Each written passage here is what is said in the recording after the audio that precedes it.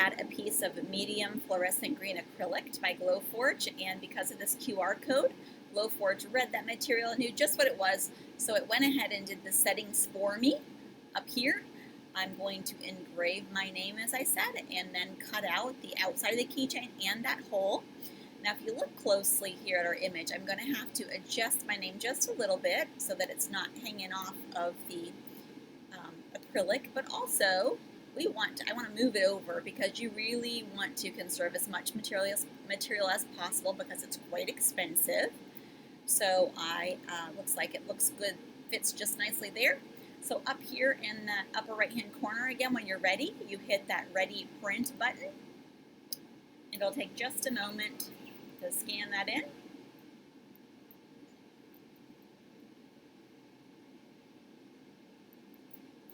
It's going to autofocus for me.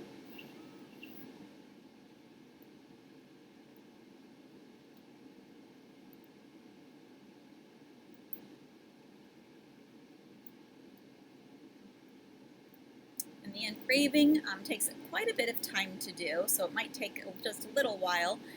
The cutting is pretty quick, actually, but the engraving does take a little bit of time. And also, it's really smart to have the engraving done first so that it does not, if you cut your piece, it might move around a little bit easier, so the engraving happening first is the way to go.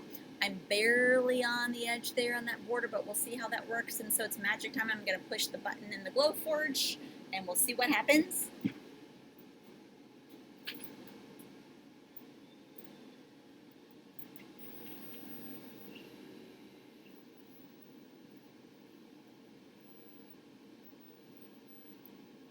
So the Glowforge is working. You can see that we are creating something wonderful, as Glowforge tells us, and I will add a picture of my finished keychain to the end of this lesson so you can see what it looks like, and I hope that you have fun creating your own.